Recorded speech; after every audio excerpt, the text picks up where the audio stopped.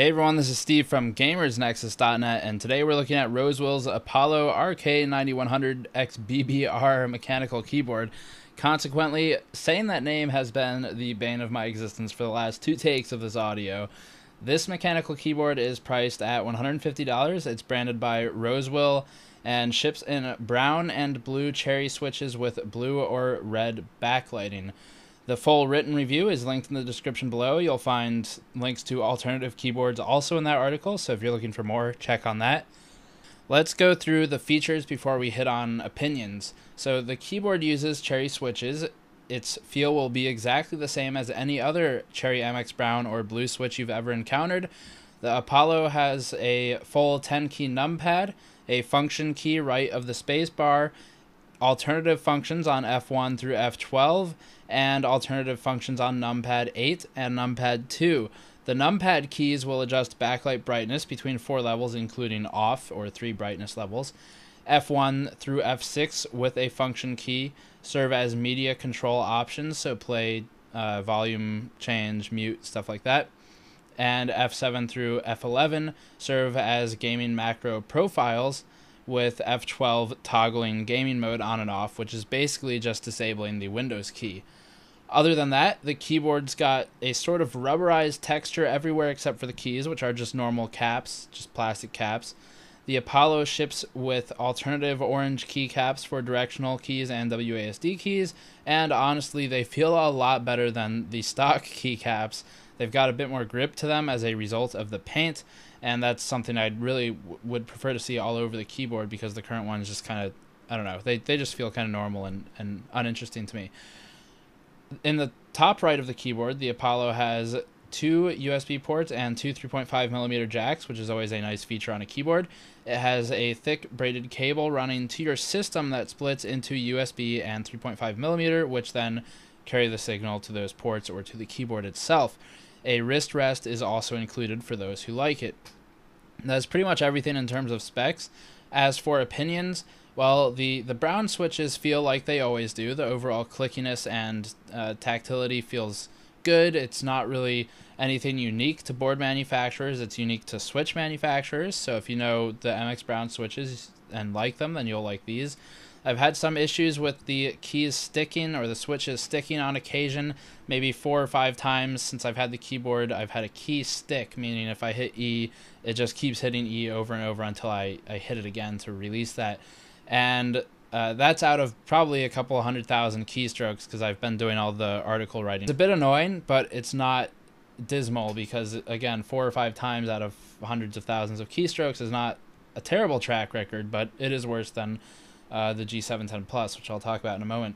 I do question if that'll get worse with use, though, so I caution you if you do a lot of typing.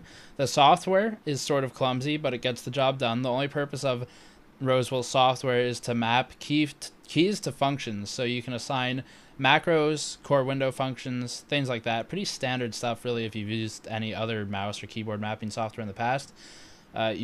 With these, you have to sacrifice the base functionality of that key you're mapping, so it's important to find one you won't be using in-game or for text chat in the game.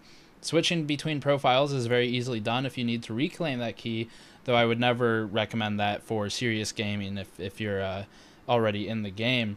And you can just hit function F12 to disable gaming mode altogether, which will give you all of your stock abilities back.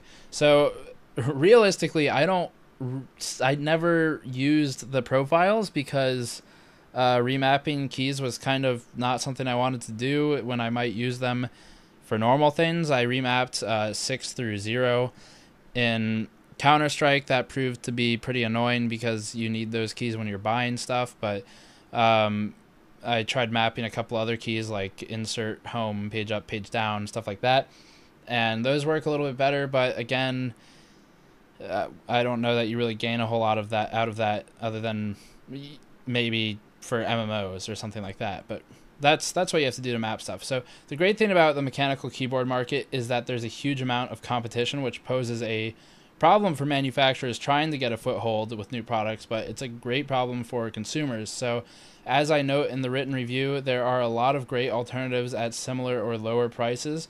Logitech's G710 Plus is a good one at $120. Corsair's K70, another good one at 120 bucks and pretty high quality components.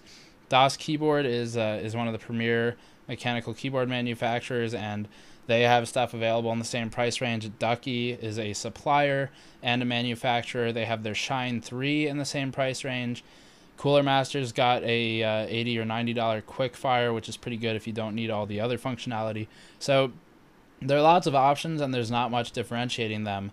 Some have extra keys, some don't. Some have USB and 3.5 jacks, some don't. So you'll ultimately have to decide what features are worth the extra money for your uses. For me, at $150, I'd rather spend $30 less and get the K70 or G710 Plus, which has basically the same feature set, and even better in some cases, like the volume scroll wheel. If you're trying to spend less than $100, Cooler Master's Quickfire is pretty good, and Corsair's K70 does occasionally go on sale for $80 to $100, depending on where you're buying. I like Rosewill's Apollo. I just don't think I could justify $150 for something that is basically available at $120 elsewhere. At $100 to $120, I would be much more likely to recommend buying this keyboard. As I said in the written review, the rubberized finish is very nice and not something that you'll find on most of the other keyboards, but it's not $30 nice. So that's all for this time. Please like, comment, and subscribe. As always, check out the link in the description below for the full review and links to all of the alternative keyboard options, and I will see you all next time. Peace.